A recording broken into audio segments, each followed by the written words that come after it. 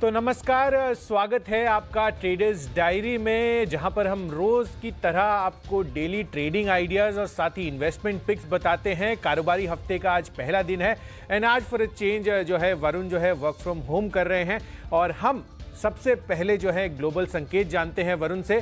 तो वरुण, सबसे पहले बताइए, ओवरऑल अगर आप देखेंगे तो अमेरिकन मार्केट्स में तो ये अपने शिखर जो है छूता हुआ नजर आया था। काफ़ी बेहतरीन क्लोजिंग जो है हमें देखने को मिली थी शुक्रवार के सत्र में। आप कैसे रीड कर रहे हैं ग्लोबल संकेतों को?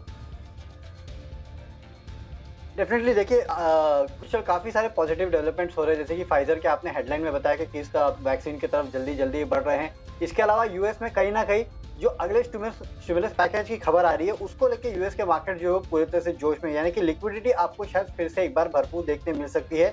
तो उसी का जोश शायद यूएस मार्केट में देखने मिला है। हालांकि आज अगर आप देखें तो इंडियन मार्केट्स के लिए जो सुबह सुबह के क्यूज है वो थोड़े नरमी के हैं, क्योंकि एसजीएक्स निफ्टी ऑलमोस्ट फ्लैट या फिर नेगेटिव टेरिटरी में ट्रेड कर रहा है। आप फ्यूचर्स को भी देख लीजिए डाउ के, तो वहां भी थोड़ा बहुत नेगेटिव टेरिटरी में ट्रेड जो है वो देखने मिल रहा है। तो नो डाउट ओवरनाइट क्यूज जो थे वो अच्छे थे, मिले जुले थे, लेकिन सुबह सुबह के क्यूज जो है वो कहीं ना कहीं आपको शायद ये दिख रहा है कि शायद हो सकता है कि थोड़ा मुनाफा वसूली का सत्र देखने मिले।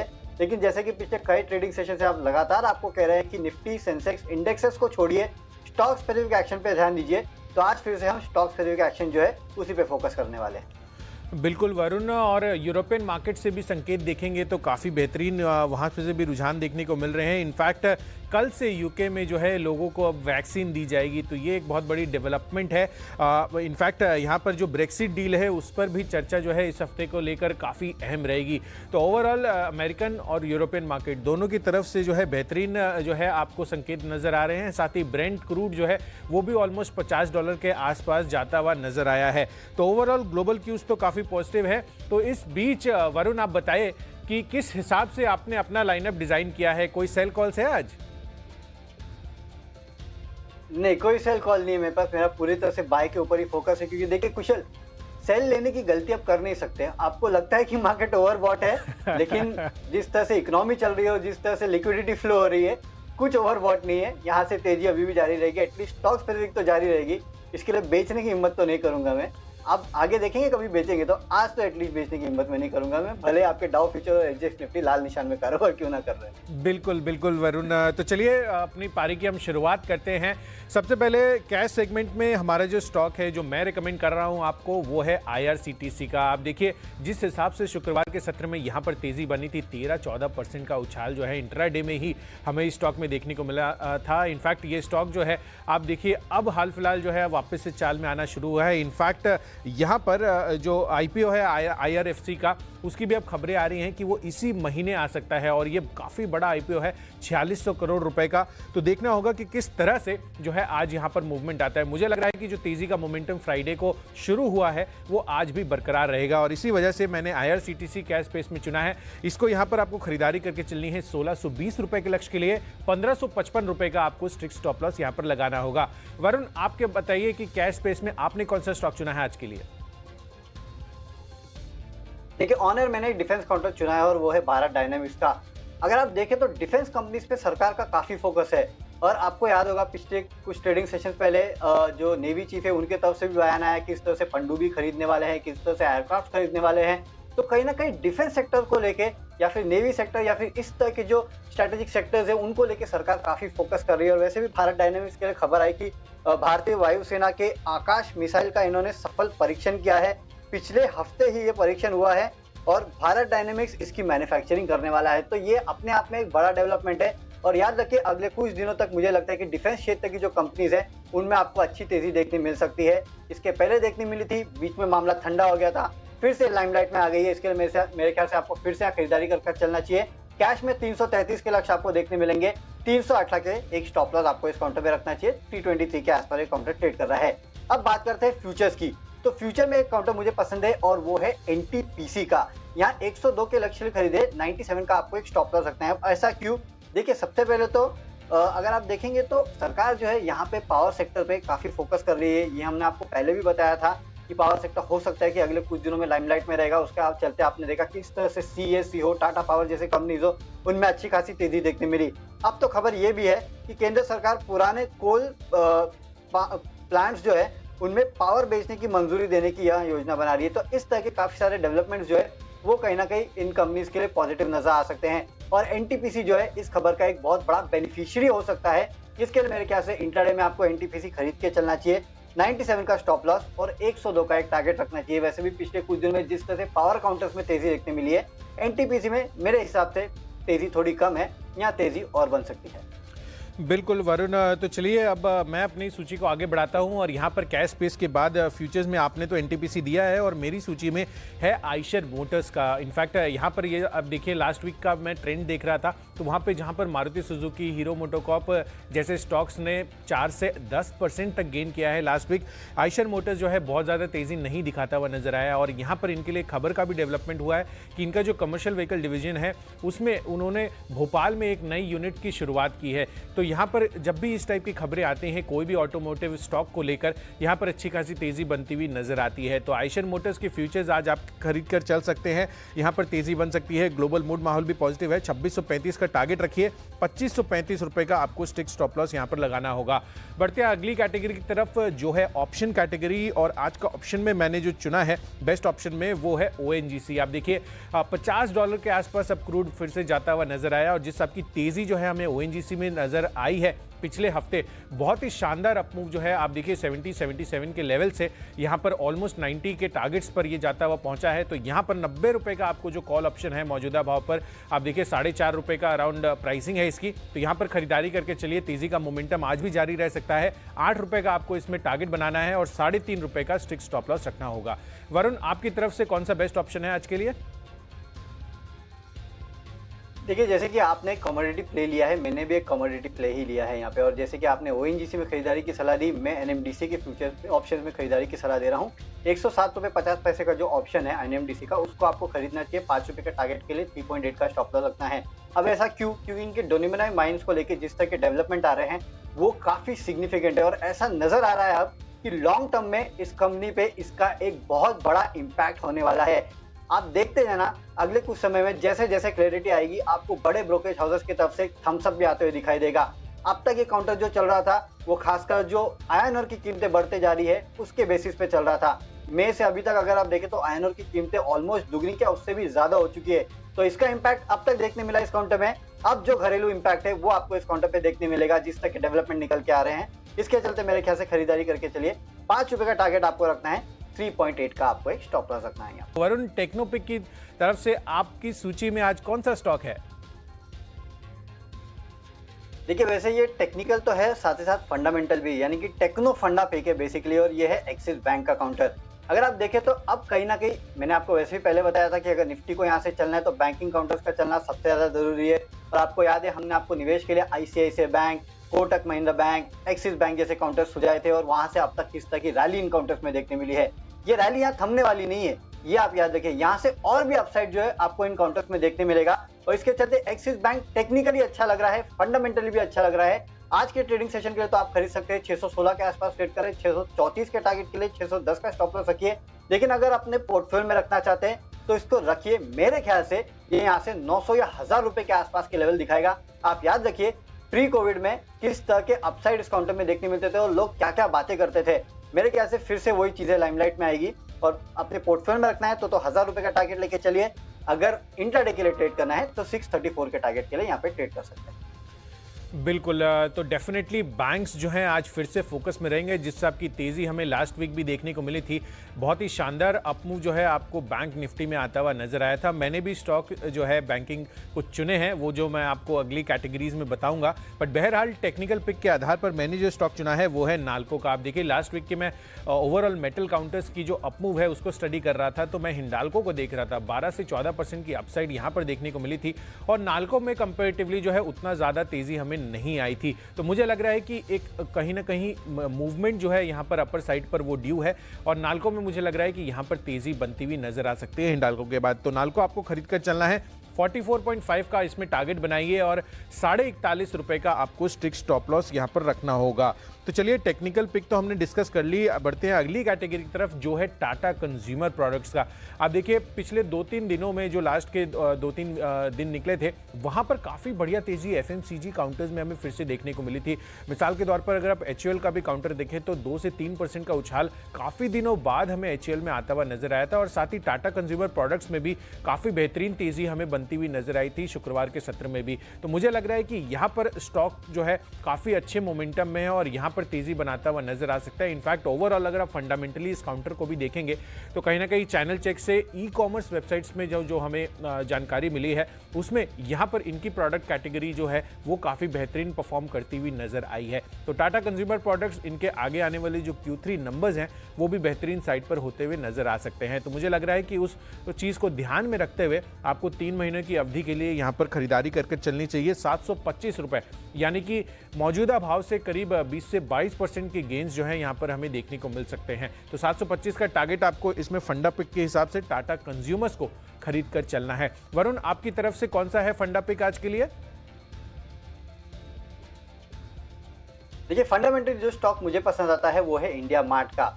हमने आपको याद होगा पहले भी कहा था कि जिस तरह से फेस्टिवल सीजन्स में सेल्स देखने मिल रही है वो काफी बेहतरीन है और अब तो रिपोर्ट्स निकल के आ रही है कि इस बार फेस्टिवल सीजन में जो ई कॉमर्स कंपनीज की सेल्स है उसको करीब 56-60% के आसपास की बढ़त जो है वो देखने मिली है। तो इसका ओवरऑल इंपैक्ट जो है आपको इस कंपनी पे देखने मिलेगा। इंट्राडे में आप चाहिए तो खरीद के चल सकते हैं 5200 के लेवल के लिए। 5100 का स्टॉप लॉस आपको रखना है। ये स्टॉक अच्छी खासी तेजी दिखाने के बाद थोड़ा कूल ऑफ हो गया था, थोड़ा आउट ऑफ लाइट चला गया था, उसके बाद फिर से अब ये रडार पे आएगा लोगों के और इसके चलते आपको यहाँ खरीदारी करके चलना चाहिए 5200 के लेवल के लिए। अब बात करते हैं निवेश के चलते जो स्टॉक पसंद आ रहा है वो, और यहाँ पे निवेश के चलते जो स्टॉक पसंद आ रहा है वो है निप्पॉन लाइफ इंडिया एएमसी का। देखिए वैसे भी आप देख रहे हैं कि किस तरह से लोगों का इक्विटी मार्केट्स पे भरोसा बढ़ते जा रहा है, जैसे जैसे मार्केट्स नया लाइफ हाई बनाते जा रहा है। तो इसका जो फायदा है कहीं ना कहीं क्लाइंट एडिशन के तौर पे लोगों को मिलता है, ऐसे एएमसी कंपनीज को मिलता है।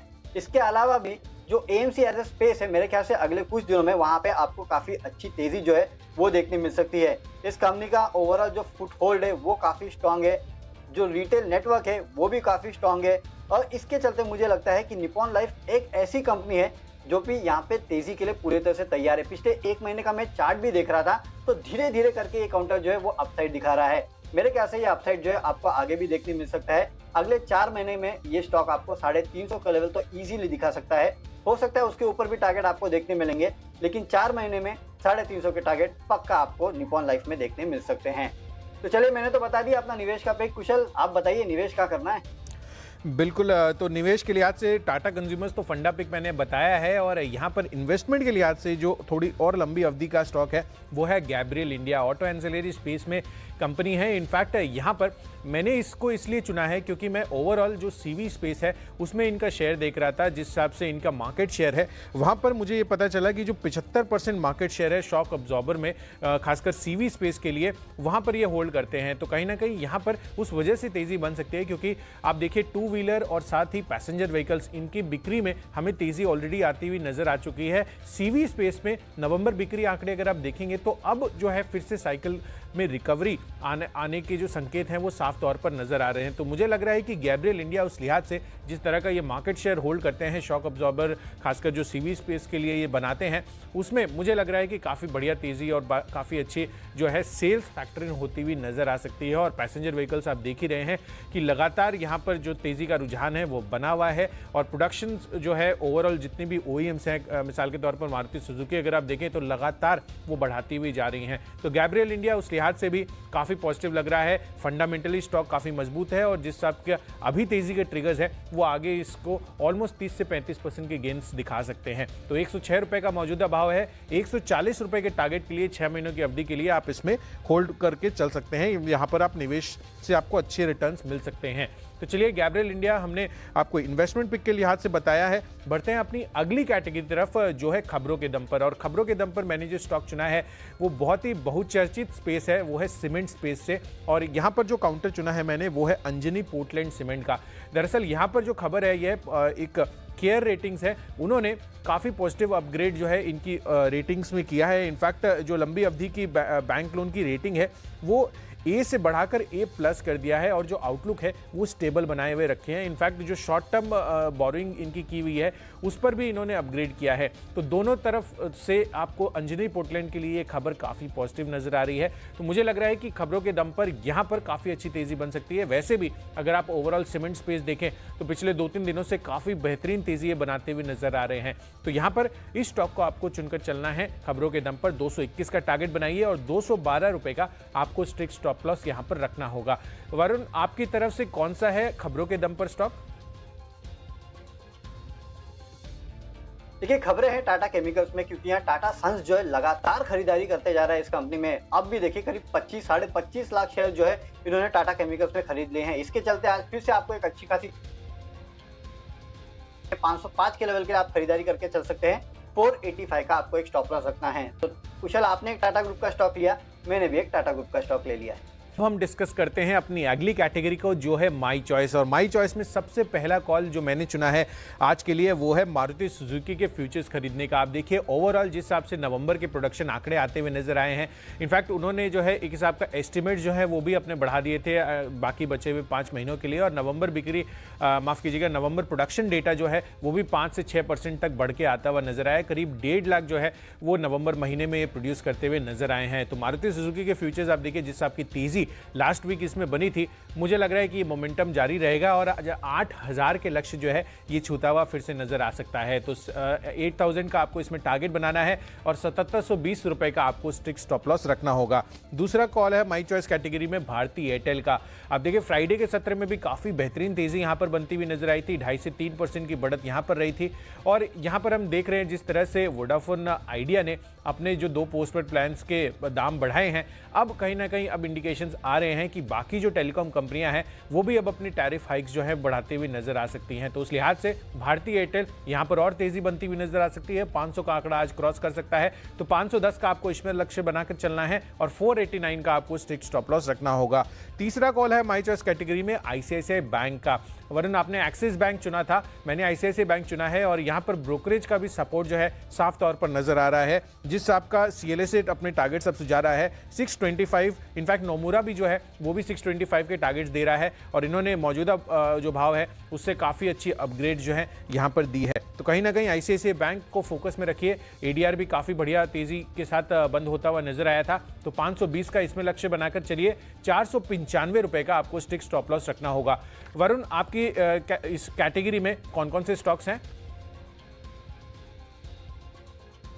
देखिए, आज तो वैसे काफी सारे चॉइस है, क्योंकि जिस तरह से सर्किट फिल्टर चेंज होने की खबर आई उसके चलते काफी सारे स्टॉक जो है वो एक्शन में रह सकते हैं और उसी में से 3 स्टॉक्स मैंने उठाए हैं। सबसे पहले एडीएफ फूड, यहाँ पे खरीदारी करके चलिए 540 के लक्ष्य आपको देखने मिल सकते हैं। 520 का यहाँ पे स्टॉप लॉस रखना है। आरती ड्रग्स 770 का आपको टारगेट देखने मिल सकता है। 740 का आपको स्टॉप लॉस रखना है। यहाँ जो सर्किट फिल्टर है वो 5 से बढ़ा के 20% कर दिया है और सबसे आखिरी में अडानी गैस सर्किट फिल्टर जो है 10 से बढ़ा के 20% किया है, तो इसका इंपैक्ट आपको देखने मिलेगा। 370 के लक्ष्य के लिए आप यहाँ ट्रेड कर सकते हैं। तो तीनों ए लेटर के स्टॉक है, तीनों खरीदारी करना है और तीनों में सर्किट फिल्टर में बदलाव किया गया है, इसके चलते आपको खरीदारी करके चलना चाहिए। तो कुशल, हमारी स्टॉक्स की सूची तो हमने पूरी कर दी है। एक बार फटाफट नजर डाल लेते हैं और देख लेते हैं कौन से स्टॉक्स हमने अपनी टीम में चुने हैं। सबसे पहले कैश का काउंटर जो मुझे पसंद आता है वो है भारत डायनेमिक्स का। 333 के लेवल के लिए खरीदारी करके चलिए। एनटीपीसी में खरीदारी करना है। एनएमडीसी का 107.5 का जो कॉल ऑप्शन है वो खरीदारी करना है। बैंकिंग स्टॉक्स फ्लेवर में रह सकते हैं। एक्सिस बैंक में खरीदारी कीजिएगा। इंडिया मार्ट 5200 के लेवल के लिए खरीदारी कीजिएगा। निपॉन लाइफ 350 का लेवल देखने मिल सकता है 4 महीने में। टाटा केमिकल्स खबरों के चलते आज फोकस में रह सकता है और माई चॉइस में एडीएफ फूड, आरती ड्रग्स और अडानी गैस, तीनों में आपको खरीदारी करके चलना चाहिए। अच्छी खासी तेजी आज के ट्रेडिंग सेशन में देखने मिलेगी और इन सब में मेरा बेस्ट पिक जो है वो है टाटा केमिकल्स, क्योंकि टाटा सन्स जो है लगातार इस काउंटर में खरीदारी कर रहा है। उसके चलते लंबी अवधि में तो तेजी देखने मिलेगी, लेकिन इंट्राडे में 505 के लेवल के लिए आपको यहाँ खरीदारी करना है।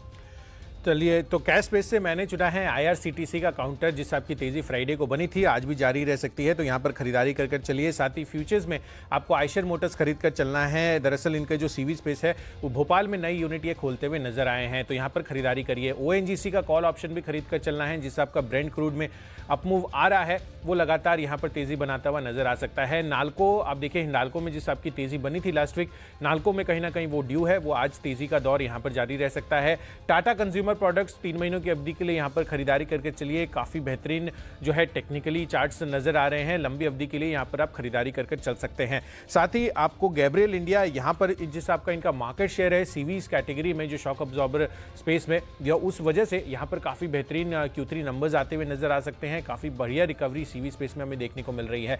अंजनी पोर्टलैंड सीमेंट पॉजिटिव जो है रेटिंग एक्शन की वजह से आज फोकस में रहेगा, तो यहाँ पर तेजी बन सकती है। साथ ही मारुति सुजुकी के जो नवंबर प्रोडक्शन आंकड़े आए हैं वहाँ पर भी उस वजह से तेजी आज फिर से बनती हुई नजर आ सकती है। भारती एयरटेल, जिस हिसाब से वोडाफोन आइडिया ने पोस्टपेड प्लान्स के अपने जो है प्राइसेस इंक्रीज किए हैं, भारतीय एयरटेल में जो है ऐसे अंदेशा लगाए जा रहे हैं कि यहाँ पर भी तेजी बन सकती है। और अंत में आईसीआईसीआई बैंक यहाँ पर पॉजिटिव ब्रोकरेज अपग्रेड्स आते हुए नजर आए हैं, तो 520 के लक्ष्य के लिए यहाँ पर खरीदारी करके चलिए। और इन सब में जो मेरा सबसे बेस्ट पिक है वो है गैब्रियल इंडिया का। आप 6 महीनों की अवधि के लिए इसको होल्ड कर चल सकते हैं। 30 से 35% का रिटर्न आपको कंफर्टेबली यहाँ पर मिलता हुआ नजर आ सकता है। Q3 Q4 आंकड़े जो है काफ़ी बेहतर रह सकते हैं। तो चलिए, हमने ओवरऑल आज ट्रेडर्स डायरी में आपको इन्वेस्टमेंट पिक और साथ ही ट्रेडर पिक्स है वो हम आपको बता दिए हैं।